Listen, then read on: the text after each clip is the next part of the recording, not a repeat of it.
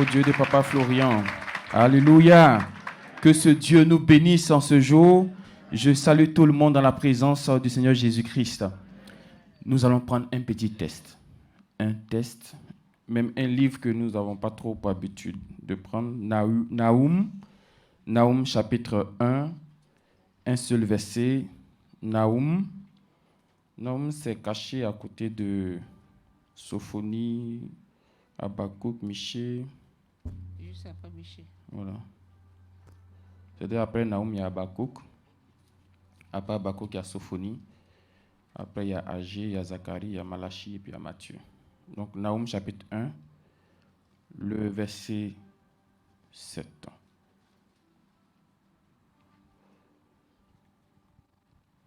Que Dieu bénisse sa parole. Voici à l'écran. Allons-y. Nahum chapitre 1, le verset 7. L'Éternel est bon. Amen. L'Éternel est bon. Il est bon. Gloire à Dieu. C'est nous les hommes, nous ne sommes pas bons. Nous les hommes là. Quand je dis homme, c'est avec grand H. Donc il y a femme aussi dedans.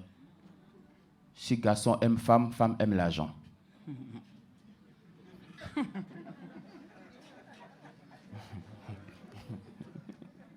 Il a appuyé un peu. Hein. Amen. Amen. Si garçon aime femme, femme aussi aime l'argent. Donc nous deux, on a des problèmes. Nous deux, on a besoin de solutions. Nous deux, on a besoin de délivrance. Quand Ananias est mort, qui est mort après? Elle n'est pas morte aussi. Nous deux, on a un problème. Si garçon a un problème, femme aussi a un problème. Le monde entier a problème. L'humanité a problème. Les États-Unis ont des problèmes. Amen. Amen. Cette nuit, j'ai fait un rêve. Et dans le rêve, j'expliquais un rêve à l'homme de Dieu. J'ai dit, je vois un blanc qui dort dans ce bâtiment. Alléluia. Un blanc qui dort dans ce bâtiment. Je disais ça, c'est comme si j'ai fait un rêve et puis je n'ai pas dit. Maintenant, dans le rêve, j'ai dit à l'homme de Dieu que j'ai fait un rêve, que je vois un blanc dans ce bâtiment. C'est ça la présence de ces anges que vous entendez ce matin. Amen. Gloire à Dieu. Amen. Donc, notre Dieu, celui que nous servons ici, il est bon. Il est très bon. J'ai entendu une femme qui a dit ça dans son témoignage ici. Elle dit, le Dieu de Papa Florian, il est bon. Je ne sais pas si vous vous rappelez cette dame. Amen. Elle dit, elle dormait dans les églises. Vous voyez un peu? Elle faisait des prières partout. À Numambo. Elle n'a pas vu. Mais ici, elle dit, le Dieu de Papa Florian, il est bon. Gloire à Dieu. Amen. Si ce n'est pas la bonté de ce Dieu-là, vous et moi, on ne peut pas être ici. Vous et moi, on ne peut pas s'asseoir ici. On ne peut pas causer. Parce que ce que l'ennemi a envie de te faire, là, vous ne savez pas comment ce Dieu-là vous protège. C'est-à-dire, quand tu marches comme ça, c'est comme il peut prendre les voitures et puis venir t'écraser. Ou bien, tu es en train de manger. On a écouté le témoignage de la soeur la dernière fois. Elle mangeait poisson. Et puis, c'est devenu problème. C'est enflé. Voici ce que l'ennemi veut nous faire. Mais Dieu ne permet pas. Dieu n'autorise. Est-ce que vous savez qu'il y a certaines choses que Dieu peut autoriser de notre vie, mais il y en a d'autres. Il ne va pas accepter.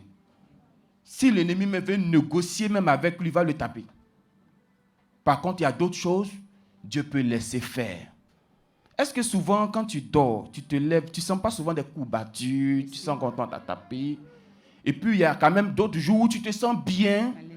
C'est Dieu qui fait ça comme ça. Pour que tu puisses apprécier la santé. Amen. Pour que tu puisses apprécier la vie. Amen. Pour que tu puisses savoir que ce Dieu-là, il est bon. Parce que si tu ne sens pas ça, tu ne peux pas voir la qualité de ce Dieu. Amen. Amen. Un Dieu qui protège comme ça. J'étais assis derrière et puis Dieu me montre une image. Il dit, mes enfants, il dit, il y a beaucoup, ils aiment le système d'église. C'est-à-dire, eux, ils sont là comme cela, non? Bon, tu faut t'asseoir et terminer la lecture. Il ne faut pas tout arrêter. C'est-à-dire, eux, ils sont là comme ça. Si dimanche, ils ne sont pas là à l'église, ils ne sont pas tranquilles. Malgré tout ce qu'ils ont fait samedi. Il y a des gens comme ça. C'est-à-dire, dans leur corps, là, ils ne savent pas quoi. Il y a d'autres aussi, eux, leur problème, s'ils prient, et puis ils n'ont pas fait comme ça, ils ne sentent pas la prière, là. Je ne sais pas si ça vous est arrivé, hein. Il y a des gens dans les débuts ici, là, c'était comme ça, là. Il y a d'autres aussi, quand ils prient, là, excusez-moi, hein, s'ils n'ont pas fait comme... En terre, prière, là, n'est pas bien rentrée. C'est la cause pour laquelle, quand ils viennent ici, et puis l'homme de Dieu dit, va, c'est fait, il dit, aïe, toi aussi, va faire ça. Taillé que nous, on a fait là.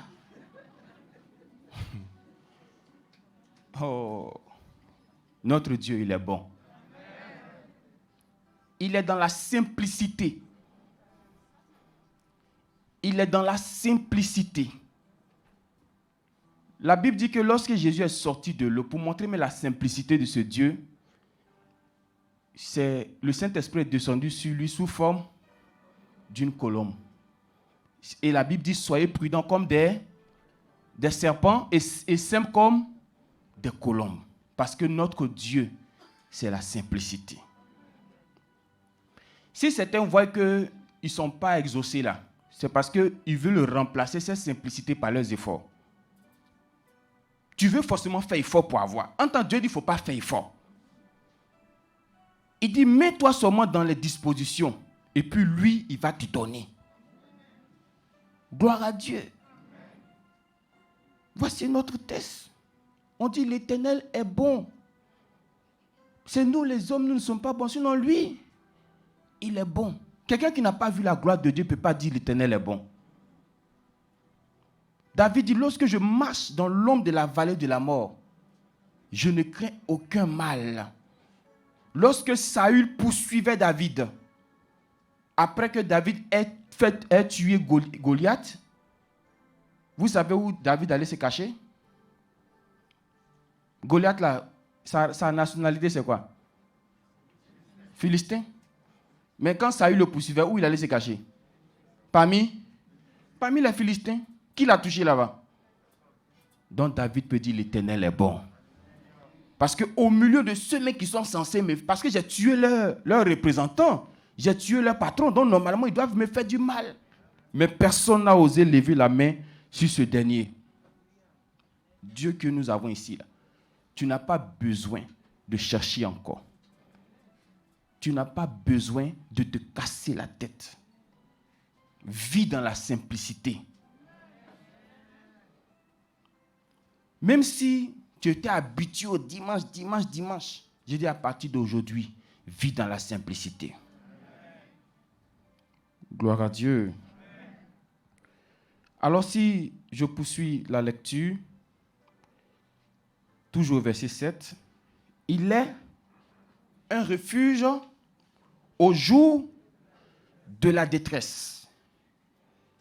Un refuge au jour de la détresse.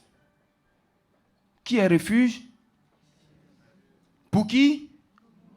Pour nous. À quel moment? Donc ça veut dire que détresse là, ça peut aussi arriver chez toi. Ne pensez pas que tout sera toujours rose. Détresse là, même si Jésus est dans votre bateau, même s'il est dans votre maison, ça peut arriver chez vous. Est-ce que vous connaissez ce qu'on appelle détresse? Gloire à Dieu. Où tu sens que le monde entier est contre toi. Où tu sens comme si, tu dis que tu n'as pas froid, tu n'as pas chaud. Gloire à Dieu. Tu sens que ta tête là, ça fait 15 kilos. Détresse. Tu as l'impression même que Dieu il s'est déplacé. Tu as l'impression que toi, sur la terre, là, tu es la seule personne maudite. Tu as l'impression que C'est-à-dire que tu es fait pour échouer, quoi. Mon frère, ma soeur, il y a des gens que vous voyez bien aujourd'hui, là. Ils ont connu détresse hier. Ils ont dormi sur Nat. Vous savez, Nat a 2 qualités. Gloire à Dieu. Première qualité de Nat. Quand tu te lèves, il y a des traces de Nat sur ton corps. Ton corps, là, toi-même, tu sens que tu as une deuxième peau. C'est la première couche.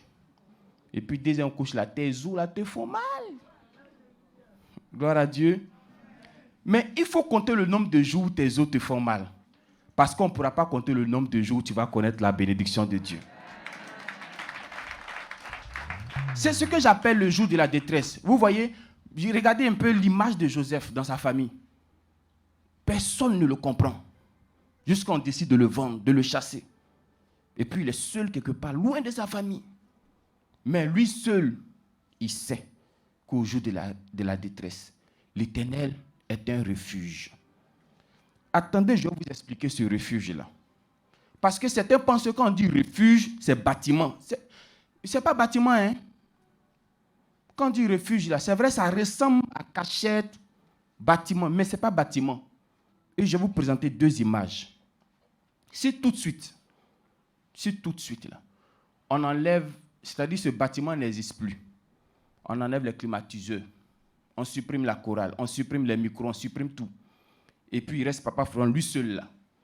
Tu vas venir prier ou bien tu ne vas pas venir prier? Tu vas venir prier.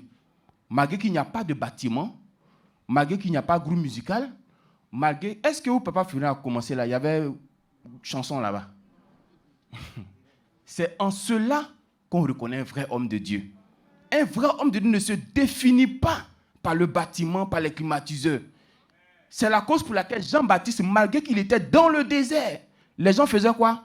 Partaient le trouver là-bas. Par contre, tu prends d'autres là, si tu enlèves tout ça là, c'est au quartier seulement vous allez vous voir. Alléluia. Quand tu lui vas dire, pasteur dit quoi?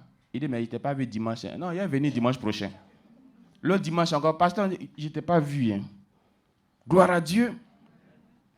Le refuge, c'est Dieu qui donne un homme. Amen. Moïse était un refuge. Moïse avait quel bâtiment? Laissez Moïse, prenez Jésus. Il avait quel bâtiment? Aucun. Le refuge, c'est un homme que Dieu donne à une nation, à un pays, à un continent. C'est un homme que Dieu donne. C'est lui qui est votre refuge.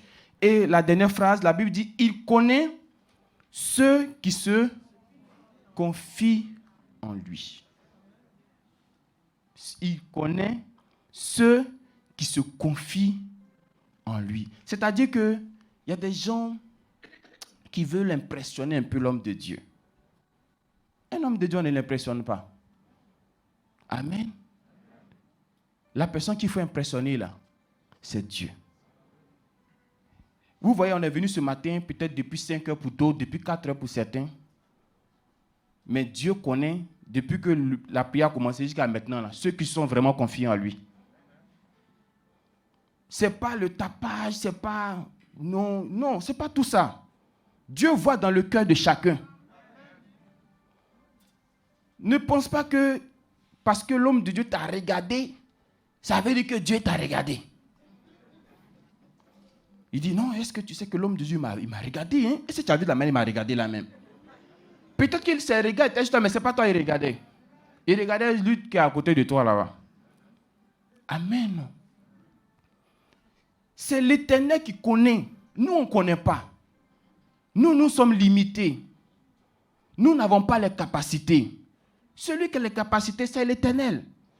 C'est la cause pour laquelle le témoignage qu'on a écouté, la dame, elle dit, elle n'a jamais vu l'homme de Dieu. Maintenant, quand elle est venue, elle a pris les éléments, elle a pris la guérison. Qui lui a donné guérison là?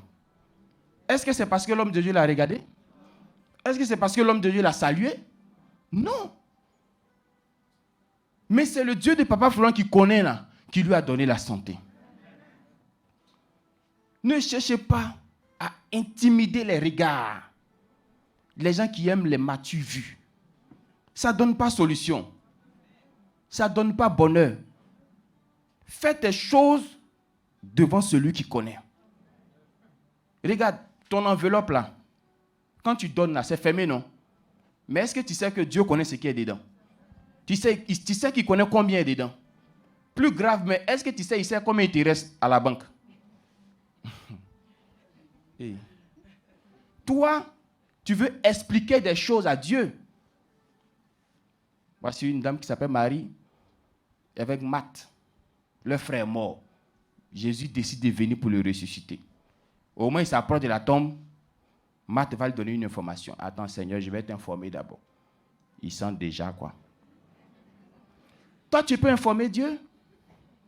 Dites-moi, qui allait dire à Jésus que la femme qu'il a croisée au bord du puits là, était à son 5e mariage? Qui a informé Jésus? Personne. Parce qu'il sait toutes choses. Quand il dormait dans la barque dont nous avons lu tout à l'heure là, vous savez ce qu'il faisait dans son sommeil? Est-ce que tu sais ce qu'il faisait dans son sommeil? Et on dit l'eau rentre dans la barque, il ne se réveille pas. Tu sais ce qu'il faisait? C'est lui qui est en train de souffler sur la mer là. C'est à cause qu'il ne se réveille pas. C'est lui, il était en train de... Pendant qu'il dormait là, il envoie le vent comme... Puis ça souffle. Vous pensez que tout ce que les gars étaient en train de faire là, ils ne voyaient pas? Oh, vous aussi. Ne diminuez pas Dieu, hein. Ne diminuez pas Jésus. Il voyait. Mais comme c'est lui qui est en train de faire là, il fait comme s'il dort. Et puis les regards sautent, ils se battent entre eux et disent, allez, action, battez-vous seulement. Notre Dieu connaît toutes choses. Il dit, battez-vous. Puis tu vois Pierre, son couteau de pêche là. Il a sorti ça, il pense que ça peut faire cracher devant le vent. Ça ne peut rien faire. Quand il s'est levé là, ça a étonné les gens. Comment le vent lui obéit? Mais c'est normal. C'est lui-même qui a fait ça comme ça. Donc c'est normal. Ou bien, toi-même, ta chose que tu as créée là, s'il y a un problème, tu peux remplacer ça. C'est tout à fait normal. Amen. Ne cherchez pas forcément les regards de l'homme de Dieu. Ne cherchez pas forcément la présence de l'homme de Dieu. Cherchez plutôt la présence de celui qui sait ceux qui se confient en lui. Que Dieu nous bénisse. C'est ça qui est plus important. Sinon, nous allons passer, mais Dieu ne passera pas. Amen. Je préfère que Dieu connaisse. Parce que les gens pensent que c'est quand tu dis tout ton problème qu'en même temps, toute la solution vient. Ce n'est pas comme c'est là-haut. La solution vient quand Dieu décide de te donner la solution. Sinon, si vous voulez, on va prendre une journée et puis chacun va expliquer le problème. Et puis on va se donner rendez-vous le lendemain pour les solutions. Amen. C'est quand Dieu décide. Vous voyez, Marie lui a dit que le vin manque. Il lui a dit quoi? Mon heure. Bon. Et si l'heure n'est pas encore arrivée, puis il veut faire. Donc même Jésus sait qu'il y a une heure pour faire. Ce n'est pas parce que tu lui as dit que systématiquement il doit faire. Il sait qu'il y a une heure précise pour le faire. Tu penses que non, j'ai bu le lait, non, c'est l'heure là qui n'est pas encore arrivée. Sinon, il connaît déjà le sujet. Sujet de ta famille, sujet de tes enfants, sujet de ton mari, sujet de la maison, ta santé, il connaît déjà. Il faut te tranquilliser. Et puis il faut dire, Seigneur, permets-moi d'attendre cette heure-là, dans l'humilité. Et puis tu vas voir que tout va bien se passer pour nous. C'était le test de Nahum, chapitre 1, le verset 7. Que Dieu nous bénisse au travers de ce test, au nom de Jésus.